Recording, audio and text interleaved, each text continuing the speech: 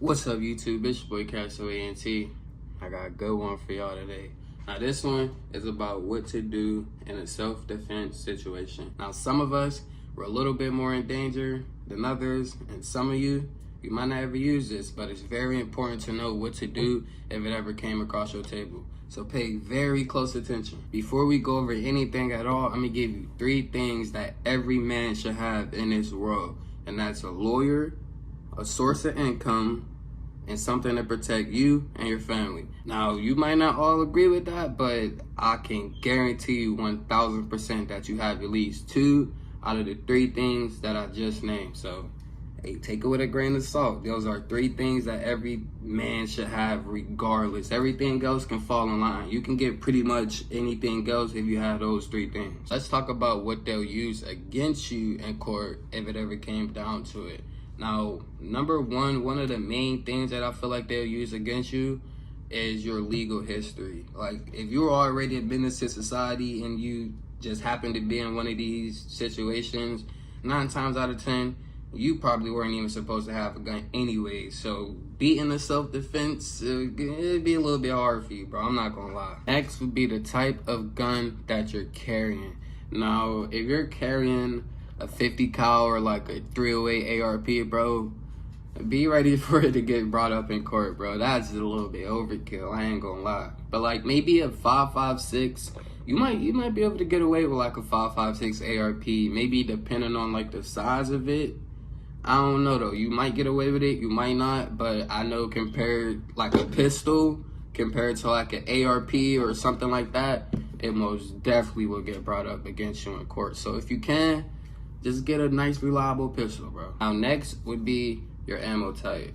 Now, these are RIP rounds, and not gonna lie, if I was to use these in a self-defense situation, they'll probably try to bring that up in court. So, a RIP round compared to like a full metal jacket or just like a simple hollow point, they'll most definitely bring that RIP round up compared to them. But me personally, I feel like if they're trying to bring up your certain ammo type, and they don't have that much evidence if they're keying in on a bullet, bro. So they most definitely reaching a little bit, and they probably don't have no evidence. But a good rule of thumb is just to get a hollow point, bro. You hit someone with a RP round on these streets, they're most definitely gonna bring that up in court. Provocation. Now, this one would be the prosecutors trying to prove that you provoked the situation. Like you're just out here being a menace to society, baiting people to bring danger to you so you can react with your firearm. And you'll 1000% get charged for that too, bro. So don't just be out here provoking people and trying to get people to bring harm to you so you can react and do what you do. It don't work like that, bro. And you'll 1000% get charged. And I'm just saying, don't do it. The next one would be if you truly believed you were in imminent danger and someone was about to harm you and you didn't just shoot someone for a little fight or something minor, bro. Sad to say, if someone was trying to fight you, you can't just pull out your gun and shoot them, bro. You have to be like in actual fear for your life for you to actually draw your pistol and use it how you want to. So if you want your free one, don't just go shooting people over a little fight or something minor, bro. Something that could have been avoidable, because you're most definitely going to get charged for it. The design of your gun, it might not get brought up, but then again, it might. Like if you have something that depicts hate towards like a certain race or gender, and you end up unaliving someone of that certain race or gender, then it 1000% will get brought up into court. So I don't understand why people would put like racial slurs and stuff on a gun anyways. It's not, you know what I'm saying? Like, but if you want to do that, bro, just be ready for it to get caught up in court, and you deserve to get booked for whatever you did anyways if you throwing that on your gun, in my eyes. The next one would be legal obligation to retreat. Now, this would be them basically proving that you had a window or a way out of the situation and you stayed and made it worse, ultimately leading to whatever happened. So if you can get out of this situation, try to get out of the situation, bro, and avoid using your gun. If you can avoid using your gun in a self-defense situation, do it. It'll save you a lot of time, energy, money, all that, bro. I'm telling you. First thing you want to do in a self-defense situation, I'm talking about the very, very first thing you want to do. After you disengage your gun from the threat, make sure there are no other threats in the surrounding area.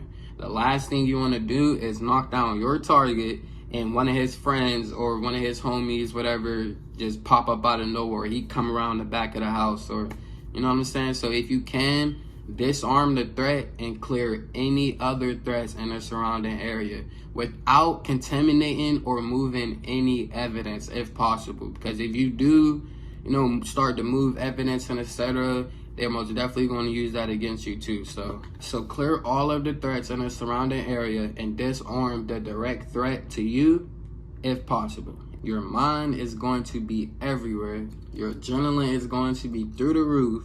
And 10 times out of 10, you're going to be in shock of the situation, depending on if you've been in one of these situations or not. Some of you might be a little bit comfortable. Y'all used to this, so I don't know. But no one is in their right state of mind when they're all angry and anxiety, all crazy, panicking and shit. So for starters, calm down. Before you even start to call the police and, make your next step, calm down, bro. All right, now that you cleared the area of any other threats, you disarmed the threat that was about to bring harm to you, and you're in a safe place, you can now proceed to call the police.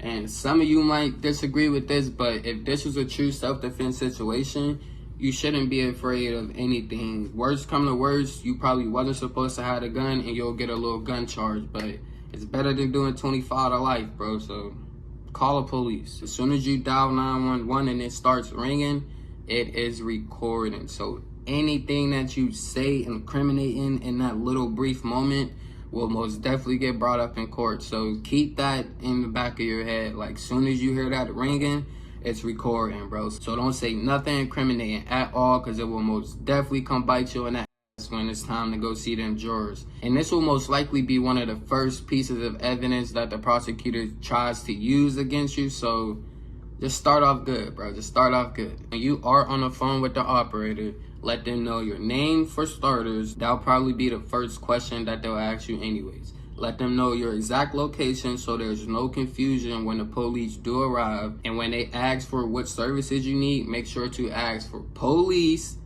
and the EMS. Not just the police and the EMS. You calling the police alongside the EMS when they ask what services you need is a little simple gesture of you showing that you didn't want the victim to die.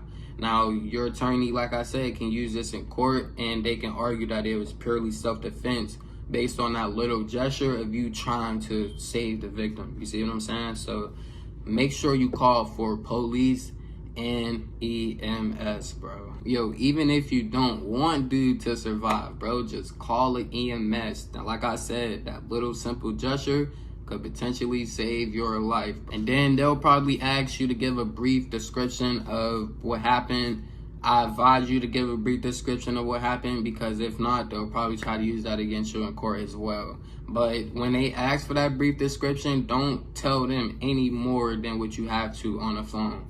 Get the police to the scene, get the EMS to the scene, and let your lawyer handle any of the questions. That's what you have a lawyer for. They're supposed to be, you know what I'm saying? So don't ask no questions when they do get to the scene. That's what your lawyer is for. Your job is to get the police there and get the EMS there. Now, once you gave them your name, the exact location of where you're at, a brief non-incriminating description of the situation. Non-incriminating. Once you give those three things and what services you need, hang up the phone and call your lawyer immediately. And don't be scared to hang up on them. You don't have to sit there on the phone with them. Hang up on them after you tell them what happened, what you need, etc., and call your lawyer, bro. Once you get off the phone with your lawyer, you gave them a brief rundown of what happened. Now you can proceed to put your gun in a safe place. Put your gun in a safe place so you don't look like a threat when the police actually arrive. Last thing you want to do is knock down your target, bro, and then now the police come think you a threat and now they shooting at you, or, you know what I'm saying? So just put your gun up in a safe place where no one can see it. You can tell the police where it's at once they get there. Do not, and I repeat, do not under no circumstances at all whatsoever tamper with the gun in any way. Leave the gun exactly how it was after you disengage the threat. So after you disengage the threat, leave the gun exactly how it was. So if it had one bullet in there, leave it in there. Don't unload it. Don't fill strip the gun. Don't anything to it, bro. Just leave the gun exactly how it was. I don't want the prosecutors being able to use anything at all against us when our court date comes, bro. And you tampering with the gun that you just unalived someone with, and you know 1000% that is going to be taken to the evidence locker and ran little tests and whatever they do, bro. But you know that this gun is going to get taken away from you for evidence, and you tamper with it, it's coming up in court, bro, and you'll 10 times out of 10 get charged with it because you knew that this is now a crime scene and you can't tamper with evidence. That's with any case, essentially. Depending on your state that you're in, you might get arrested, you might not. Like in Texas, where they had this stand your ground law, they might just take your gun, give you a case number, and you might just go about your day if everything looks the part of what you're saying. Now, that's most definitely not the case in every state. You'll 9 times out of 10 probably get arrested, bro. But if you do get arrested, don't say anything at all. Your family might be on the scene. Don't try to give them a brief rundown of what happened. You shouldn't be saying anything at all about what just happened except to your lawyer. And when you do talk to your lawyer, make sure not to recite anything that you and your lawyer talked about. Don't tell your mom, don't tell your homie, don't be on the jail phone talking about it. That's you and your lawyer conversation. Keep it between you two. And I say that because if the prosecutors find out that you were just rambling about the story, now they're gonna go ask Johnny and Jimmy and Stephanie about what happened. And if it don't line up with what you're saying, then now we got a problem, bro. So if you can, just shut your fucking mouth and don't say nothing to nobody but a lawyer, and make sure not to recite anything that your lawyer said to anybody else. Other thing that's just up in the air is bond. You might get a bond, you might not, probably depending on your state. But if you do get a bond, cool, you can fight your case from home. You ain't even gotta worry about nothing. If you don't get a bond, shut your mouth. The not talking about your case still stands, bro. A prosecutor might just throw somebody in there just because you rambling and telling everybody about your case. You might slip up, say something you ain't supposed to say. It's gonna come and bite you in the ass, bro. So if you can, just don't talk about your case at all. I know when you get to jail, people wanna, oh, what you in here for? Man, I'm about to be out of here. You don't even gotta get too comfortable in there, bro. Again, please do not tamper with the gun, bro. We're trying to get a free one here. You are not getting a free one if you unalive someone and start tampering with the gun. Don't take the switch off. Don't take the G-Flex out. Don't take the bullets out. Don't take the slide off. Don't none of that, bro. Just leave the gun exactly how it was after you disengage the threat. It's that simple. That's all I got for y'all today, man. And like I said, some of you may never use this. Some of you are in a little bit more danger, so you might want to pay a little closer attention to this video, man, because it could potentially save your life if you're fighting 25 to life and you talk too much on the phone, or you incriminated yourself with the police, or you start tampering with the gun after you unalive someone, bro. Just them little minor things could potentially take your freedom away for the rest of your life, bro. So pay attention if you feel like you'll need this one day. And don't forget to like, comment, subscribe, share, all that. It's free, man.